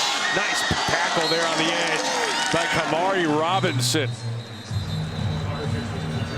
And that play was played excellent by the Duke defense. They made the quarterback make the decision, and then you see the other defender get to the outside, Kamari Robinson, to make the tackle. That is exactly how a defense is drawn up to stop that option play. Gain of 1, 10th play of the drive upcoming, and it will probably happen in the 4th quarter. It'll be 2nd down and goal in the final stanza here in Durham. How about that? Kamari Robinson. Little helmet taps. Yep, it's 4th quarter. Good job, guys. We can all count. Manny Diaz and Duke trying to hold off Elon. 4th quarter coming up.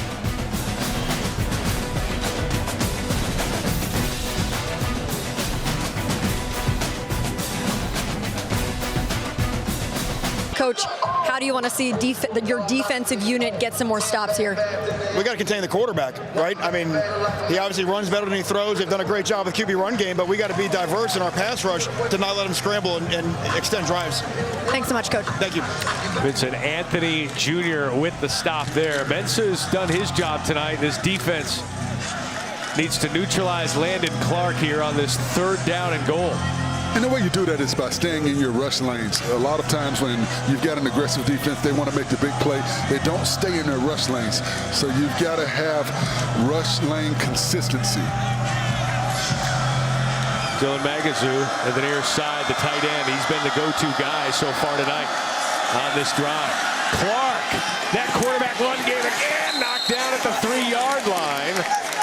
Caleb Weaver, the transfer from Sam Houston. First team All-Conference USA last year, holds him to a gain of 6. It's 4th down. And once again, you don't have rush lane consistency, and you give Clark the space that he needs to get up the field. Everybody has an assignment, so you have to stay in your rush lanes to not give him that space that he got right there on that play to get up the field and get positive yards. 4 down territory, 4th down and goal at the 3. Backey in motion. Backey has it into the end zone. Touchdown! Landon Backey from Weddington High into the end zone here in Durham. What an answer. And you know what makes that play? Landon Clark's running ability. The linebackers have to be weary of him pulling that ball out.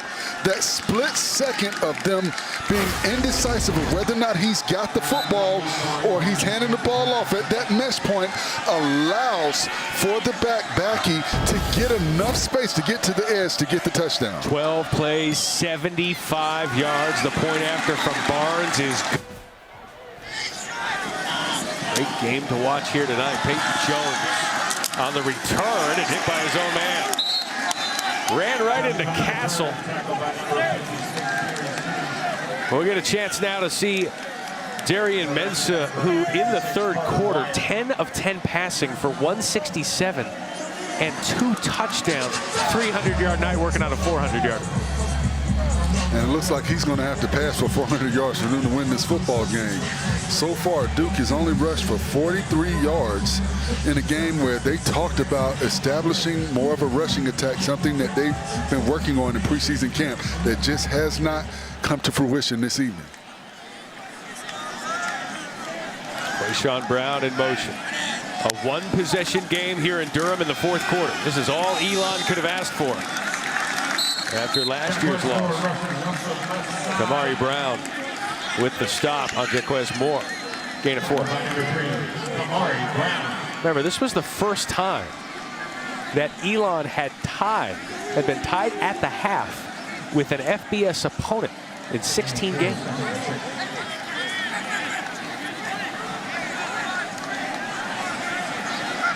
Second and 6 at the 24. And so with the handoff. Good push there by that offensive line. Paris Lowry with the stop. Jaquez Moore picks up 5. 3rd down and 1. Anderson Castle now in at running back for Duke. And if you're Elon right now, do you sell out and bring your linebackers? Duke now 3 for 7 on 3rd down. 3rd and 1 for Duke. Got it. And more. Anderson Castle. Anderson Castle. Tripped up at the 10. And that's the danger of bringing your house and bringing your linebackers downhill, everybody in the box. So once the back gets past the line of scrimmage, there are no back-end defenders to stop him. You see right there, he had to get run down from behind. If number 8 doesn't run him down, that's a touchdown. Gain of 63, another gain, somewhat shorter. And Darian James Hamilton saved a touchdown, but you had everybody in the box. So that's the fear when you bring everybody down and you sell out. There are no back-end defenders. Career-long 63-yard run for Anderson Castle. Was more than 1,000 career rushing yards. Led App State to 3 bowl games. Was a team captain last year. And a good pickup here for Duke. Jaquez Moore now in at tailback. 2nd down and goal for Duke. 1 on the play clock. Mensah. Touchdown. Samir Higgins bobbled, caught it, 6-yard strike.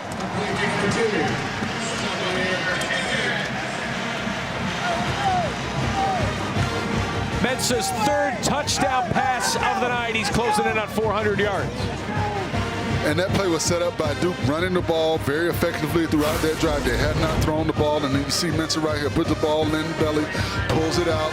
The defense has to react, and you see right there, Higgins is able to get behind the defender, reacting to Mensah for the easy touchdown. 5 plays, 80 yards, 2 minutes, 39 seconds off the clock. Todd Polino puts the extra point through. Elon scores a touchdown. Duke answers right back. They converted a 3rd and 1. And Higgins with a couple of touchdown receptions.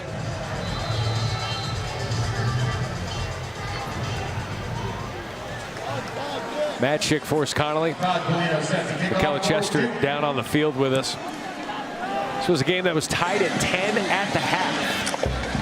DJ Thomas Jr. calls for the fair catch.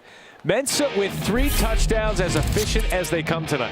Well, he's done a good job of spreading the ball around. 9 different receivers have touched the ball this afternoon. Samir Higgins right here adjusting to make the touchdown catch. And then here he gets the ball to Andrell Anthony, one of the transfers in. And here back to Samir Higgins again. He's done an excellent job of getting the ball to all of his receivers. He's got one receiver, Barcade, over 100 yards. Quayshawn Brown is 7 yards away from having a 100-yard night. Just big play after big play. A long of 46 to Barcade, another long 44-yard pass to Quayshawn Brown. He's done everything as advertised. Clark in trouble. Wow, look at him get by the defenders. Eventually taken down was Nick Morris Jr. A gain of 8 for Landon Clark, and now he's down. Tackled by number 36, Nick Morris Jr. He went down awkward right there. And you hate to see that. It's almost like his leg got jammed down into the ground. Hopefully it's just cramps. He's cramping right now. The way they're massaging his calves, it looks like it may just be some cramping. We hope that's all it is. Tony Trisciani checking on him. Marco Linez, the transfer from Iowa, spent 2 years at Iowa. Between he and Clark coming into tonight, he was the only one that had completed a college pass. Completed 2 of them against Tennessee in the Cheez-It Citrus Bowl in 2023. And it looks like they're massaging his calves. That's a good sign. It may just be clamping and not an injury. And that tends to happen. You know, this is the first game of the season. You know, Clark's been very active running the football, running for his life at times. But, you know, running the football very effectively as well. See what happened here with Landon Clark. See right there, his elusiveness. Yeah, it looked like he went down awkward, but right there it looks like it's just cramps. Like he was okay until he tried to get up. Yeah. So Marco Linez, the redshirt sophomore, transfer from Iowa, now in at quarterback. He can run too. He dives down. Gain of 8 and a first down. Rushes up the middle for and a Elon. flag. Tackled by number 3, Caleb Weaver. Placed at the 35-yard Holding offense, number 69. 10-yard penalty, 2nd down. Braden Walker, the center, the guilty party. We'll see if Clark checks back in. And this is a deficiency this Duke defense is going to have to work on as the season progresses. The middle of that defense seems to be opening up for these quarterback draws. They have not been able to slow that down. You see Clark goes out the game, Linez comes in, and he's able to get positive yards. Although it was a holding, but it's still something that they've got to work on. Linez remains in the game. The pitch to Thomas. Thomas gathered down at the 25-yard line. 5 penalties for Elon, 4 against their offensive unit. 3rd down. Clark remains on the sideline. How sustainable is the way they're using him tonight over the course of a season? Well, you know, you've got to remember, we've got, you know, the big play receivers not playing tonight. So when they get him back, I don't think we'll see him run as much because I don't know if they'll face as much defensive pressure if they face with this Duke defensive front and how aggressive they play. But you have to wonder about that sustainability because he is by far the best option at quarterback with what we've we've seen him be able to do. But you've got to protect him, you know, and you know, like I said, I'm glad it's just cramps, it seems like, and nothing more. But the more contact your quarterback takes, the more opportunities you have for him to get hurt. Now, he does do a good job of getting down and avoiding unnecessary contact. Wesley Williams rips down Linez and brings up a 4th down, the 6th punt of the night for the FCS All-American Jeff Yerk. Game slipping away here from Elon. Duke asserting itself offensively. Quayshawn Brown coming to the near side. Has plenty of room. Has some blocks. Punter last man to beat him. Brown all the way. House call.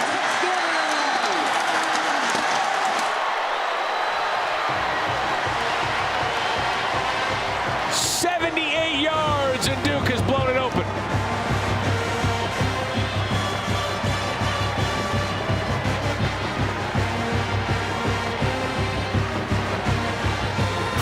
And we talked about it. Special teams always play a big role, especially in openers. And you see right there, Duke may have gotten away with the block in the back, but a good job by Brown on the outside, following his convoy of blockers, and then when he gets to the edge, he's able to outrun the rest of the Elon defenders to get to the end zone. Quayshawn Brown, who set the Duke freshman record for punt returns last year. His yardage was the 4th most in a season for a Blue Devil since 1996. And he finds the end zone for the first time. Connolly 38-17. Duke has blown this one open. Talked a lot about special teams here tonight. We've seen some good, we've seen some rough, but by and large, it's been a mixed bag. Well, you see right here, Duke with the fumble, then running into the kicker right here, which I thought should have been a roughing the kicker. Then the kicker drops the snap. But then you finally get the money play here with Brown getting the ball, getting to the edge, getting the blocks that he needed, following his convoy, and showing the speed to get to the end zone. His longest return last year was 24 yards. He more than tripled it. 78-yard punt return touchdown. Linez remains in the game, and you got to think that might be it for Landon Clark tonight. Well, Landon Clark's shown enough, and you want to protect your quarterback. And, you know, Elon has shown me a lot. I think they're going to be a very, very tough out for the rest of their opponents. And Landon Clark is only going to get better with repetitions. The previous 2 years against FBS opponents, they had only scored 1 offensive touchdown. They've got 2 tonight. And they've been with impressive drives, not big chunk plays, but, you know, sustained drives down the field. Linez to Jamel Williams. He's picking up a 1st down. Gain of 10. You know, when you talk about scoring drives, a lot of times you can get scores on a big play here and there or a busted play. But the way that they've been able to score the football and drive the ball down the field against this Duke defense has been very impressive. And I think that is something to hang their hat on as they move forward with this season. Williams. Stop there on the play by Andrew Pellicciata.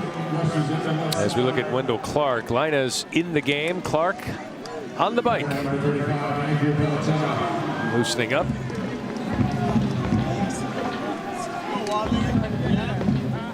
Really loved what Coach Tony Trisciani was talking to us about the way his program is constructed. They understand the role that they play, and they embrace it. Linez one-hops his intended receiver. About selling guys on, we're going to keep you as long as we can. And eventually, you're going to have an opportunity to play for a major conference, a Power 4 team. So let us develop you. That's the role that these programs play now. Well, he told us, he said they don't expect to keep T.J. Thomas. He says, we know he's a special guy.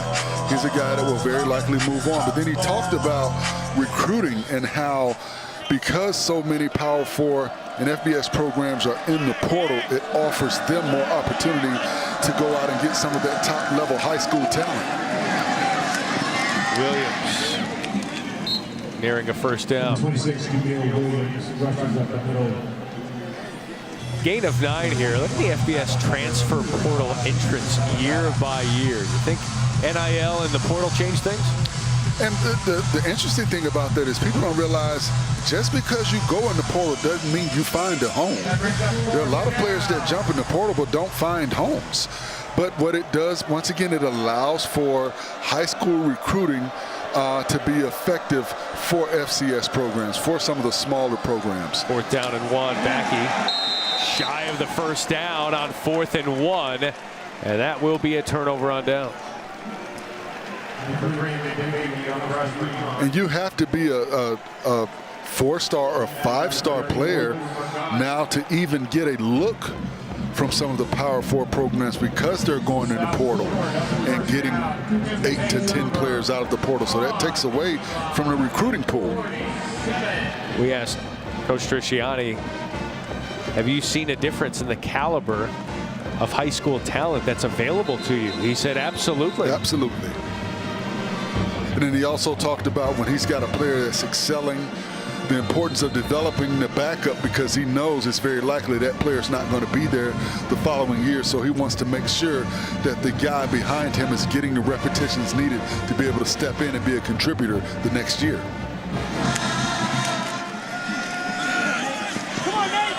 Nate Shepard had himself a nice debut as the freshman. Gain of 11 for the first down. Comes from a pretty athletic family. He lettered in basketball and track and field. His mom played volleyball at Louisiana Tech. His father, Willie, was a 4-man letterman as a defensive back at Louisiana Tech. And, of course, you might remember his brother played 4 years at Vanderbilt before finishing at Colorado. Top 10 all-time receiving yards at Vandy. That was his brother Will, of course, played for the Buffs and the Doors. Similar shades of colors. Shepard again. Trying to pull the shirt.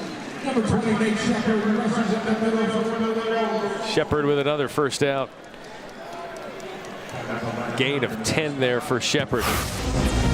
You see Brody Carroll, he didn't want to let that shirt go. You see him pulling, and he's trying to rip it out.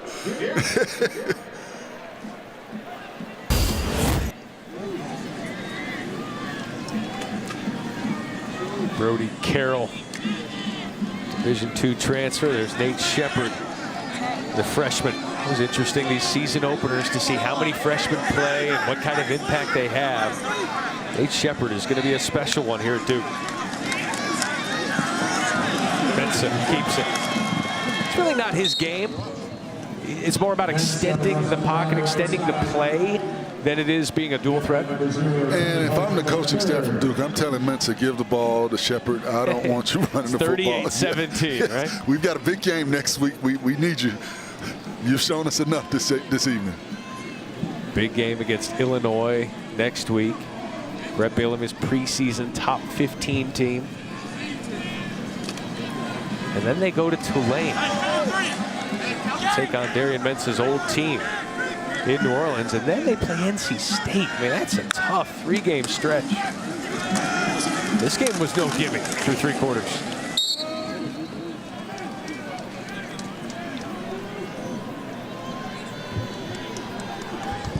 Look at their schedule after the gain of 4 from Shepard.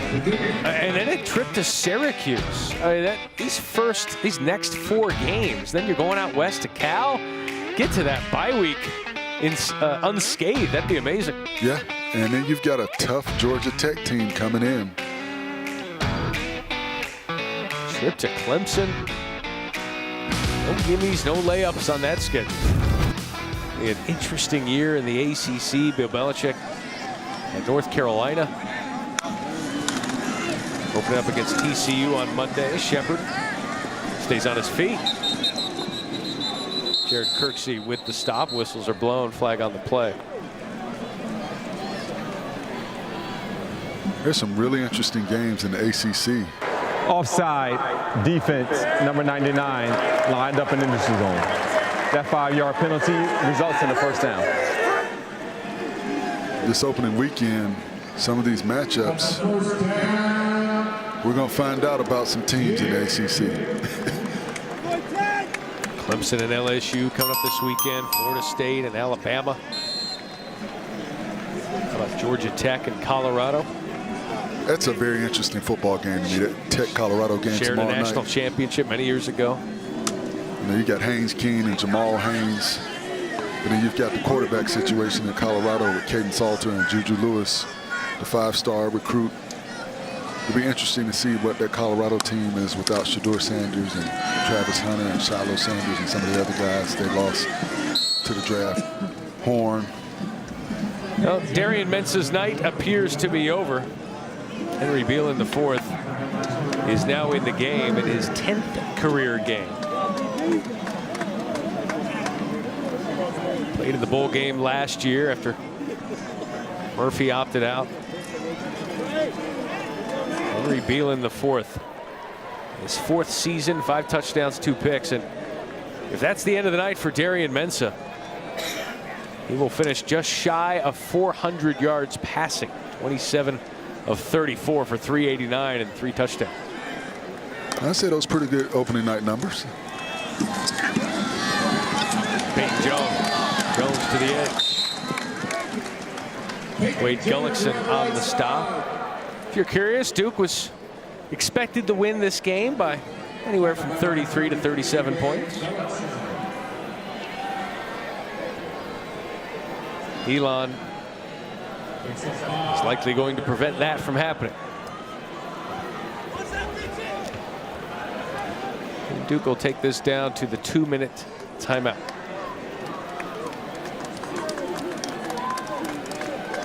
All in a night's work for Darian Mensah. Captain, debut, pretty good. Perhaps the best is yet to come for the Blue Devils.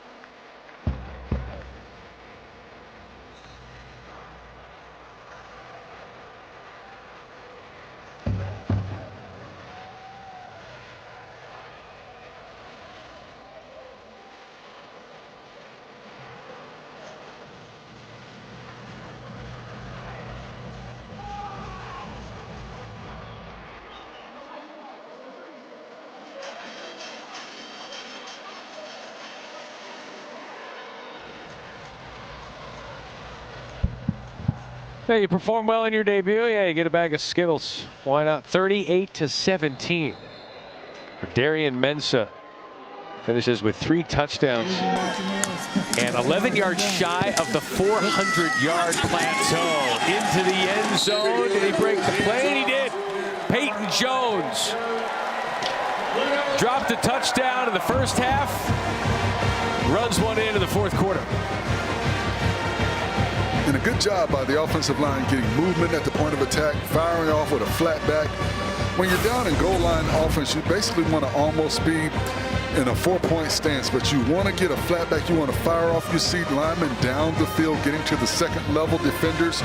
A good job by number 70, Jack Small, to get up to those second level defenders. Some of those second team guys getting in there and getting an opportunity. 5-yard rushing touchdown for Peyton Jones, 45-17. Good. 155 remains in the game. Your score, Duke 45, Elon 17.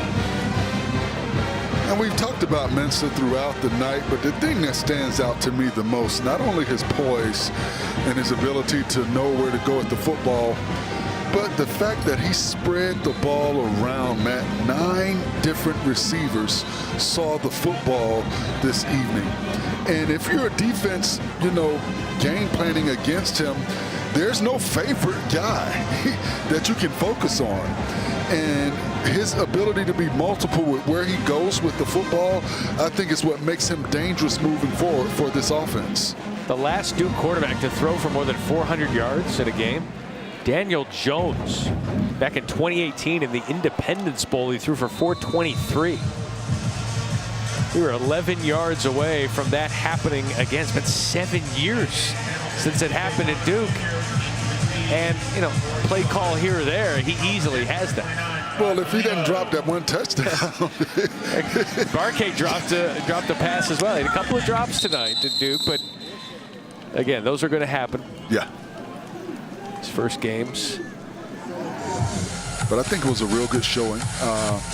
And you see why he was one of the more favorite players in the portal, and teams were making offers. And you talk about this kid playing with a chip on his shoulder. Here's a guy that was overlooked coming out of high school.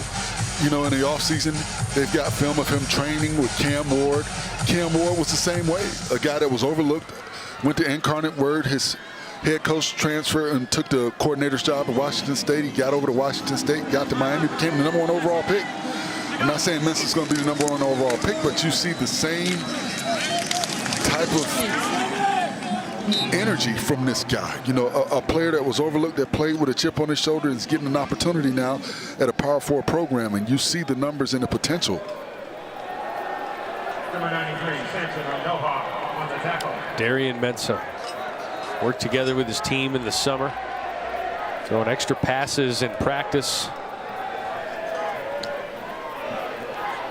Just felt the connection that he had with his team was going to manifest itself tonight. And you mentioned it, 9 different receivers. That's Exhibit A. And also the coach is trusting him to tell receivers how to run routes and where to run the route. And you've mentioned it a couple of times, being voted team captain. All of those things come into play and let you know the character of this young man and the aura that he brings.